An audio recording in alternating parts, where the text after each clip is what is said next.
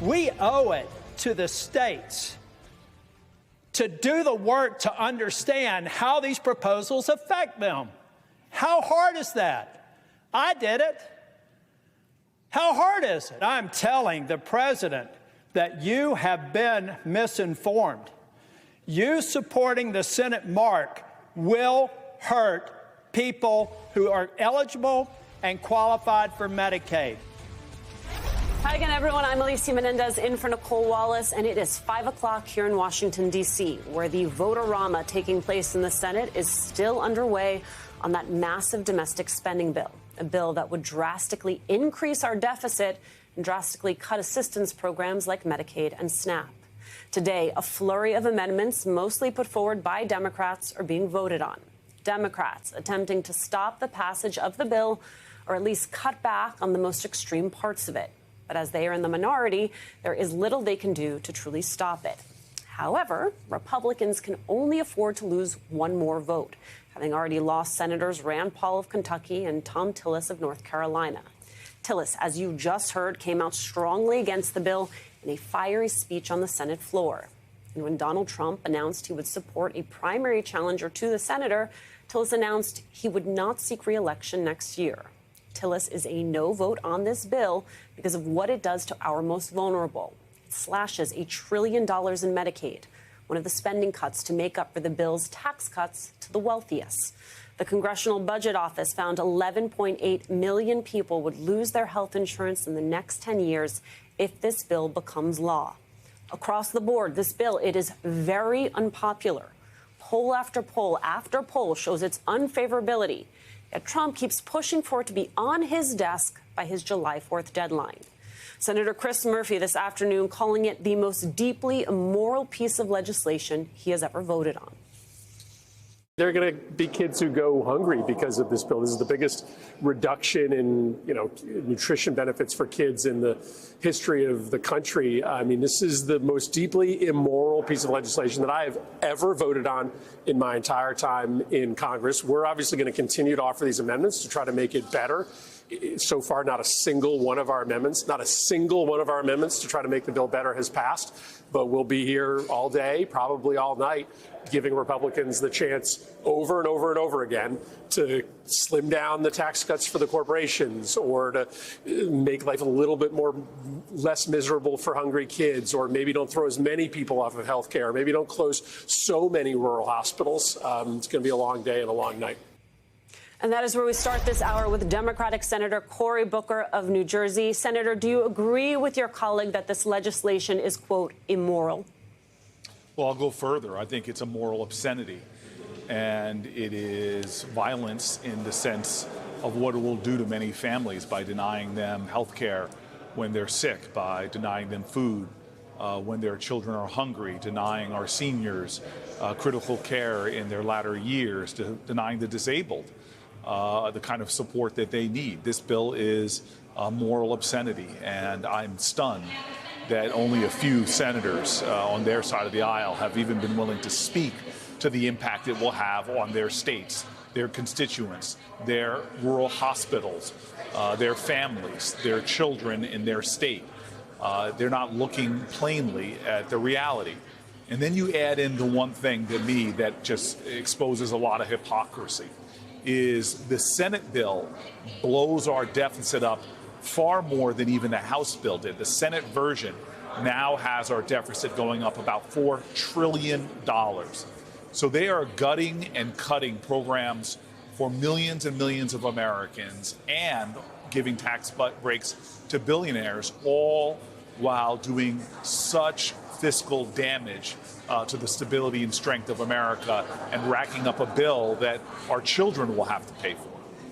Senator, I want you to take a listen to what your colleague, Senator Josh Hawley of Missouri, had to say about this bill.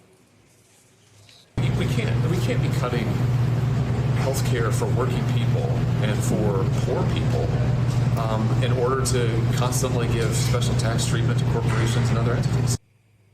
Okay, so if I just listen to that sound, Senator, I would assume that Senator Hawley was not going to be voting for this legislation. But at this moment, he is counted in that whip count as a yes. Make it make sense.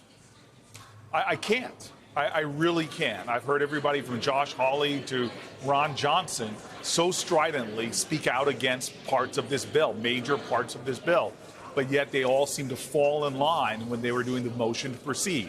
I'm sorry, Josh Hawley needs to understand this is going to take away from working class Americans health care, food aid, and other critical supports. Millions and millions of Americans are going to be paying higher energy costs. They're going to see their premiums, annual premiums, go up upwards near $1,000. They're going to see more and more people really hurt, while the wealthiest who do not need our support, they do not need our help, the wealthiest will be getting the biggest benefits from this bill, the wealthiest individuals and corporations. That's why I call this bill a moral obscenity. All the basic decency of our country is being offended, undermined, and frankly, just brutalized by this bill. Senator, you referenced the two Republican senators who have already said they will not be voting for this legislation. Thom Tillis's resignation announcement, did that come as a surprise to you? It did. I saw his behavior as someone who was preparing to run again. I think that he was right in his statement. This is a sad commentary in our country that a Republican senator who's trying to work across the aisle, trying to find points of compromise, who believed that you could stand your ground and still forge common ground, is going to be put in a situation where he could not win re-election because of the president turning against him and more. So, again, I think it's sad. I've seen a lot of Republican moderates disappear in my short time in the Senate, from people like John Corker or Jeff Flake, who stood up and spoke out against the president. Anybody who doesn't get on board with Donald Trump's way seems to become a casualty in their re-election efforts. Well, Senator, I think a lot of us watch Senator Tillis on the floor now that he is not running for re-election, now that he is unleashed and speaking truth to power, and wonder if your Republican colleagues who do not have the same luxury are whispering the same to you behind the scenes. Do you get the sense that they know both how damning this is for the American people when it comes to those cuts for Medicaid, those cuts to SNAP, and then politically just how unpopular this bill is? Well, look, I've had Republican colleagues tell me a lot over the last months of the Trump administration. Everything from the unqualified people that Trump has put up for major cabinet positions, all the way to just some foreign policy and national security nightmares like the Secretary of Defense signaling out attack plans.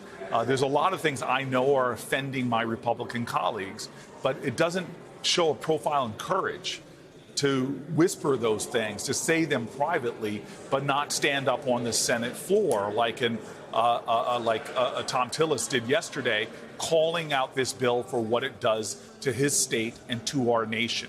We know the truth of this bill. The more people know about the bill, the more people hate the bill, independents, Democrats, and Republicans. They are not telling the truth when they go and defend this bill. The beneficiaries of this bill are going to be the wealthiest in our country. They will see the disproportionate benefits. Average working Americans are going to see higher costs, from their energy costs to their health care costs, and they're going to rack up a deficit that could take generations to pay and will become, just debt service payments are going to become the largest expense in our budget as a country, absent the Social Security benefits we pay out to American seniors. Senator, I want you to talk me through what we're watching today on the Senate floor, because you have largely Democrats offering amendments that, in the words of your colleague, Senator Murphy, would actually make this legislation better, either, depending on how you look at it, offering Republican senators the opportunity to make this better. If you look at it from a strategic Democratic vantage point, to get them on the record on some really hard issues here. As you know, Leader Thune, he can lose one more vote. That math is very tricky. Explain to me what it is we're watching today unfold on the Senate floor, and whether or not you, in fact, think there is a Republican you can peel away from Thune. Well, so there'll always be a chance. Remember, we need two, actually. One would be a tied Senate, and the vice president would have to come in. But two, giving us a 4 total, would be able to do it. And I don't know who those two could be. It could be Murkowski. It could be Collins. There's a number of others that are sort of in the mix. It's more likely we lose tonight than win. But we are going to spend as much time as we can shining a spotlight on either their hypocrisy or their cruelty in this bill, saying simple things like, hey, let's not give billionaires a tax hit. If you're making over $100 million in America, How about we say that you get no benefit in tax breaks for this bill? Or maybe we'll give amendments about saving rural hospitals or saving Medicaid or saving food stamps. We're going to do everything we can on aspects of this bill that are horrible to shine a spotlight through our amendments and force them to vote again to try to defeat things that would help constituents in their own state. Now, whether that creates the kind of moral pressure and urgency to get them to change their vote, we don't know. But we will all not forget what happened in 2017.